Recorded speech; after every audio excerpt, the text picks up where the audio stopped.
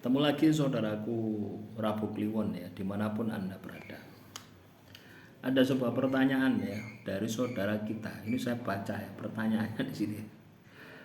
Kenapa ujian selalu bertubi-tubi? Terasa kehilangan arah.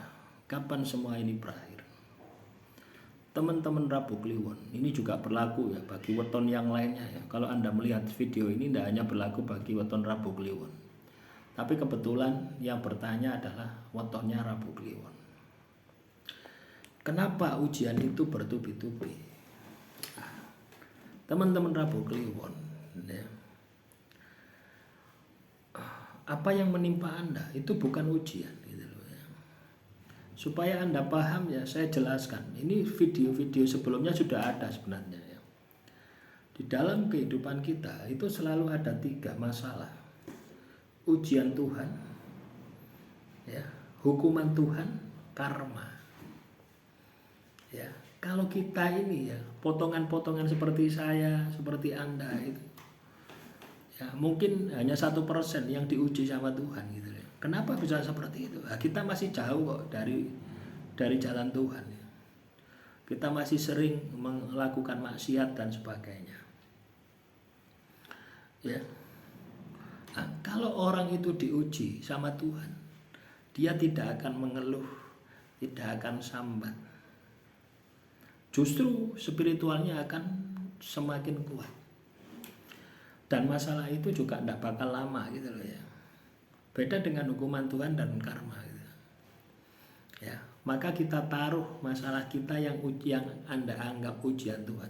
Kita taruh, berarti bukan ujian Tuhan. Ya. Kalau tidak percaya, cek hubunganmu dengan Tuhan.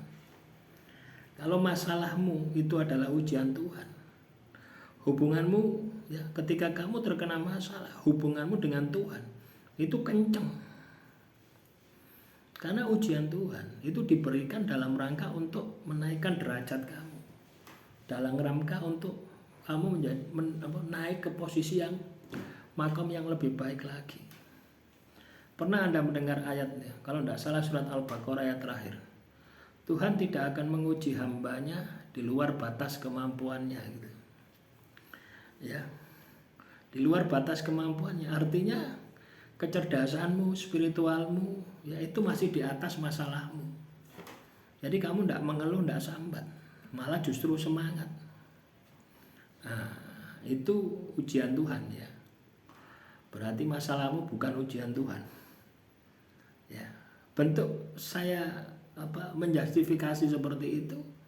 Ya Anda sambat dengan komentar itu kan energi sambatnya kuat sekali gitu. Nah, selanjutnya hukuman Tuhan. Ya. Atas perbuatanmu di masa lalu. Masa lalu itu bisa kemis kemarin sampai dengan Anda dilahirkan. Itu masa lalu. Ya. Lah, ketika Anda baru lahir sampai sekarang, ya, pernah enggak Anda ya melawan perintah Tuhan, mengabaikan kewajiban Anda kepada Tuhan, melanggar perintah Tuhan? Nah, itu biasanya kalau Anda pernah melakukan, itu Tuhan akan kasih tunjuk gitu. Jadi masalahmu, kan kamu kena masalah terus-menerus. Kalau itu ada hubungannya dengan hukuman Tuhan, Tuhan akan perlihatkan dosamu. Itu terus-menerus ya, sampai kamu sadar. Ketika kamu sadar, kamu tobati, Tuhan memaafkanmu, selesai masalahmu. Ya, itu kalau hukuman Tuhan itu seperti itu. Ya, nah, yang terakhir karma. Ya, dari Anda lahir sampai sekarang, ya misalkan 40 tahun, pernah enggak Anda itu menyakiti orang lain? Kalau itu bisa terbentuk sebuah karma, maka Tuhan akan memperlihatkan orang itu terus. Entah kamu dalam mimpi, entah kamu sadar, orang itu akan tahu terus, akan muncul di pelupuk matamu, di pelupuk pikirmu, di pelupuk batinmu, itu selalu muncul wajah orang itu. Ya. Dan biasanya masalah-masalah yang kita hadapi yang itu bertahun-tahun, itu kebanyakan 99% ada hubungannya dengan karma.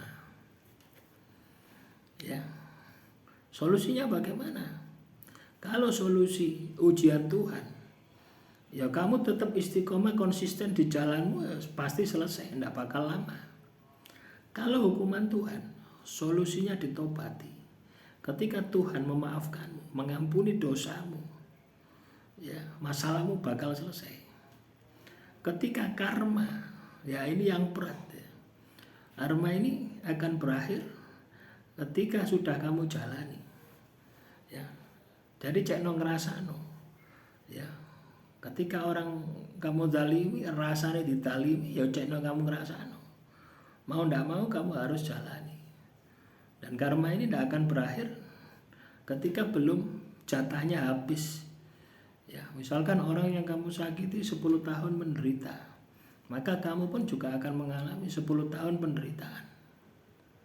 Ya, walaupun ya kebanyakan itu kasusnya berbeda gitu loh ya.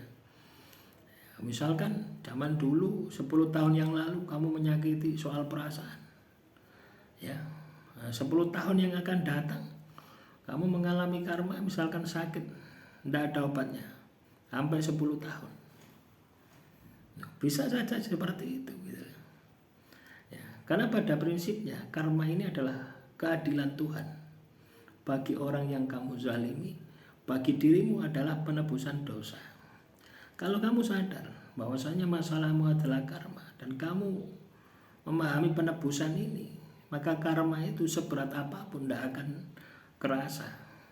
Dengan catatan spiritual harus dibangkitkan. Ibadah sing kenceng, tirakate sing kenceng, kelakuannya sing apik. Ya, demikian semoga bermanfaat. Salam rahayu, rahayu, rahayu.